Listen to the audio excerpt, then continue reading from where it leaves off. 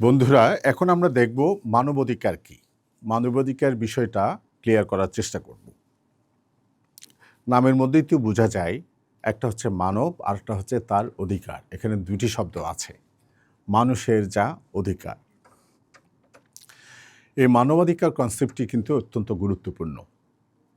আমাদের প্রফেট সাল্লাল্লাহু আলাইহি ওয়াসাল্লাম বলেছিলেন, প্রতিটি মানুষ জন্মের সাথে সাথে নিজের আপন আপন মর্যাদায় মহিমায় বেড়ে ওঠে। দ্যাট মিনস মানুষের নিজস্ব ডিগনিটি থাকবে, মানুষের নিজস্ব মর্যাদা থাকবে, এটার নিশ্চয়তা। মানবাধিকার কি?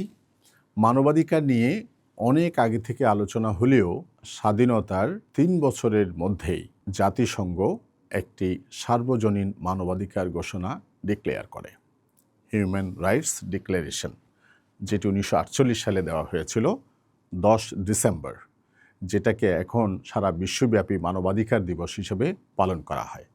আমরা প্রথমে দেখি মানবাধিকারটা কী জিনিস। মানবাধিকার হচ্ছে এমন একটা অধিকার যেটি পৃথিবীর সকল দেশের, সকল প্রান্তের, সকল বর্ণের, সকল ধর্মের, সকল রাষ্ট্রের মানুষ ভোগ করে থাকে। দিস ইজ ইউনিভার্সাল, সার্বজনীন। এটা সবার জন্য প্রযোজ্য।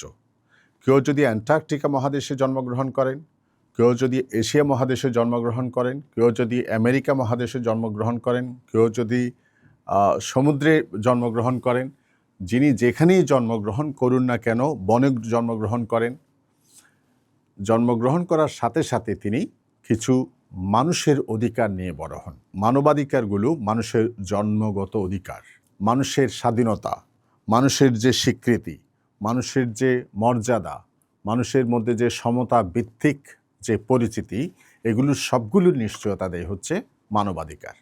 মানবাধিকারের কিছু গুরুত্বপূর্ণ বৈশিষ্ট্য আছে। একটি হচ্ছে মানবাধিকারের বৈশিষ্ট্য 1 নাম্বার, সার্বজনীনতা।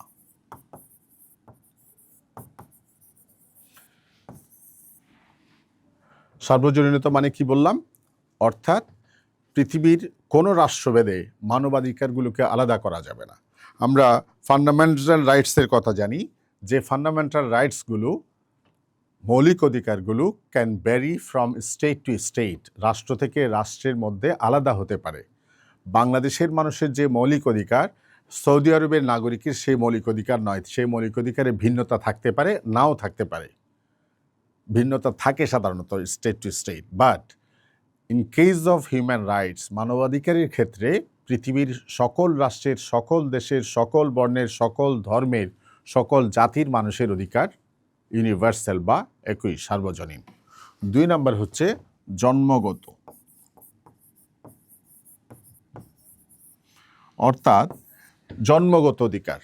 একজন মানুষ যেখানেই জন্মগ্রহণ করুক না কেন, যে ধর্মে, যে গোত্রে, যে রাষ্ট্রে জন্মগ্রহণ করুক না কেন, জন্মের সাথে সাথে মানুষের যে অধিকার, মানবাধিকারগুলো তার জন্য প্রযোজ্য হবে। 3 নাম্বার অবিচ্ছেদ্য।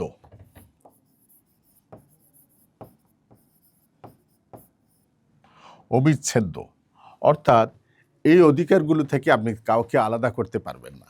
একজন মানুষকে তার মানবাধিকারগুলো না দিয়ে আপনি পারবেন না, এটা অবিচ্ছেদ্য। এটাই সার্বজনীন ঘোষণাপত্র, ইউনিভার্সাল ডিক্লারেশন। এরপরে হচ্ছে অপরিবর্তনীয়। অপরিবর্তনীয় এটা স্থায়ীভাবে থাকবে, এটা কারো কাছ থেকে আপনি কেড়ে নিতে পারবেন না, এটা পরিবর্তন হবে না। অর্থাৎ আমি কয়েকটা মানবাধিকারের কথা যদি বলি, রাইট টু বার্থ, জন্মগ্রহণ করার অধিকার, রাইট টু রাইজ, বেড়ে ওঠার অধিকার, রাইট টু টক, এক্সপ্রেশনের যে অধিকার, রাইট টু মুভ, মুভমেন্টের যে অধিকার, এবং এই যে অধিকারগুলোর কথা বললাম, সাস্টেইন করার যে অধিকারের কথা বললাম, এগুলো ক্যানট বি চেঞ্জড, এটা পরিবর্তন হবে না। এটা সব সময়, মানব ইতিহাস যতদিন থাকবে, এটি অপরিবর্তনীয় থাকবে। যেটা বললাম অবিচ্ছেদ্য, কেন বললাম অবিচ্ছেদ্য অধিকার? কারণ আপনি একজনের মানবাধিকার আপনি আরেকজনকে দিয়ে ভোগ করাতে পারবেন না। আমরা যারা ক্রিকেট খেলা দেখি তারা জানি, অনেক সময় ব্যাটসম্যান হিট হন, আহত হন।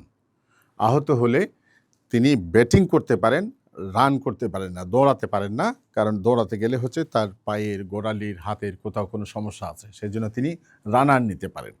মানবাধিকারগুলো ভোগ করার ক্ষেত্রে কোনো রানার নেওয়ার কোনো বিধান নাই। যার মানবাধিকার তিনি ভোগ করবেন।